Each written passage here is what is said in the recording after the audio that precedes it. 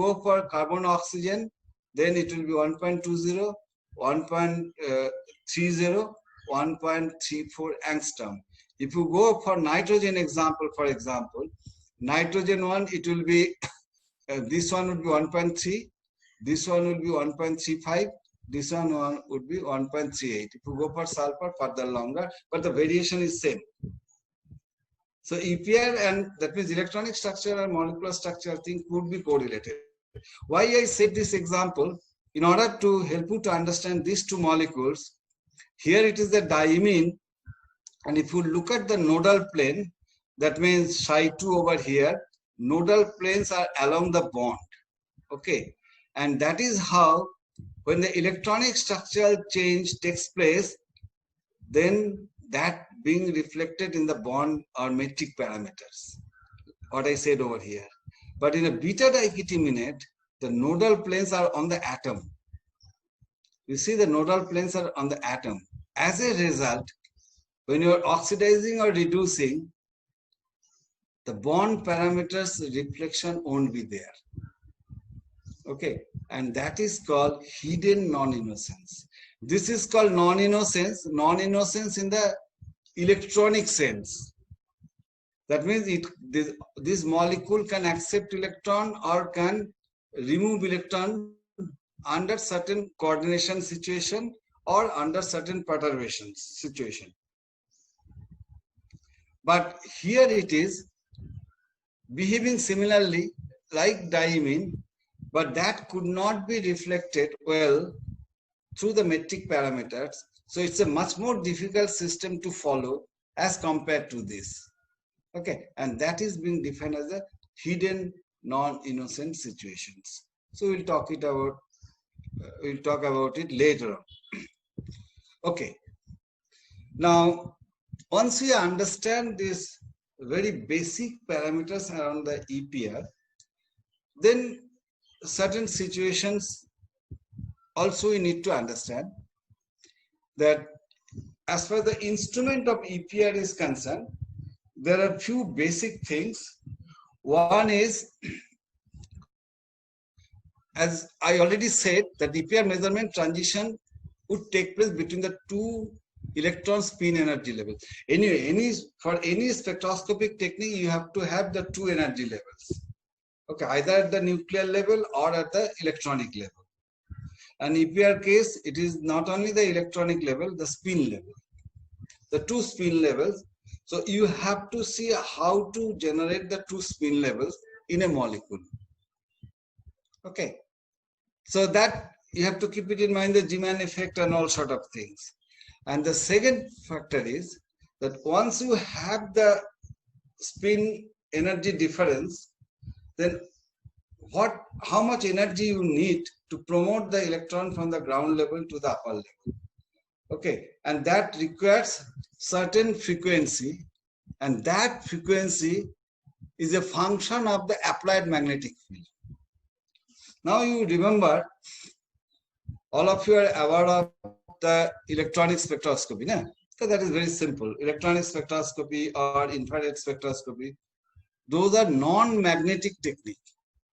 Electronic level, which is always there, it will be, the gap is there, you are allowing through visible light or UV light, the electron moves from ground level to the excited state level. But spin level, they remain always degenerate. You know already, they remain degenerate, unlike the electronic level. And this degeneracy could be lifted up by the application of the magnetic field. How much frequency you need, that's a direct function of your applied magnetic field. Normally we use 10,000 Gauss or 1 Tesla magnetic field in a normal setup. Okay, we'll discuss later on. And then, there are two issues. One is the frequency. So normal frequency, we use say 9.5 gigahertz. That is the frequency. Under, this is not the right thing, under 10,000 Gauss. Okay, and the frequency could be 9.5 to 35 gigahertz, and the magnetic field could be 10,000 to 15,000 Gauss, etc. Okay, you will see it now.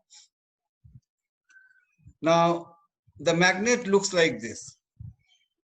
We have our EPR machine in the chemistry department. One time you can come and have a look at, or you can go to SAIF. They have also one EPR instrument. You can use a nicely looking instrument. So in the EPR for magnetic field generation, we use the electromagnet, very powerful electromagnet. So I said that 1 Tesla is the minimum one. And then you have to put your sample in between the magnetic field. You could see that sample cavity is just inside the two magnets. And then some technical things are there, modulation. And then you have source, then you have detector and phase sensitive detector, etc., etc. So the whole instrument looks like this. So this is the magnet. There are certain ways to fix it. There are a lot of technical things are there which I'm not aware of it. And then you have your frequency generator. So this frequency you can generate, and how much frequency you need, that depends on what kind of magnetic field you are using. So these two are related. If you use the more magnetic field, you need more frequency. If you use the less magnetic field, less frequency, but there is a lower limit. Lower limit, I said 10,000 Gauss over here, 1 Tesla, and here it is 9.5 gigahertz. That is the lower limit. Then only you can see the EPR spectra of your compound, and then you have to insert the compound over here, and there should be one dewar over here. Dewar means where you can put the liquid helium or liquid nitrogen to bring the temperature down to the necessary level of either 77 K or 4 K. Okay. Well, now let's come to the point what I already said, that spin level which remains degenerate. Now let us assume you have a system which contains just 1 ampere electron. Now if you have 1 ampere electron, that means what is happening? S equal to half. So 1 ampere electron, the small s equal to half. Half means ms equal to plus minus 1, half. And this plus minus half would remain degenerate until and unless you apply the magnetic field. That's why I said that magnetic field and frequency, they are correlated. Okay. So what we understand, all of you know it.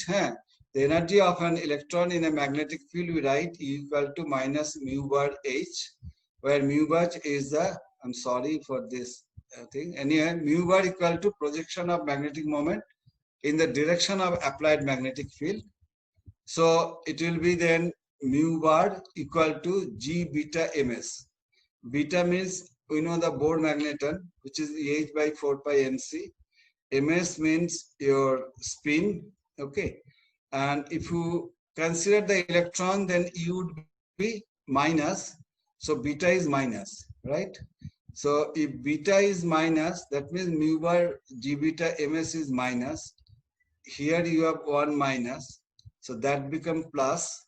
Okay. So essentially, if you have minus half, then that will be the lower energy. Minus half means you will have essentially minus half G beta H, and plus half equal to plus half G beta H.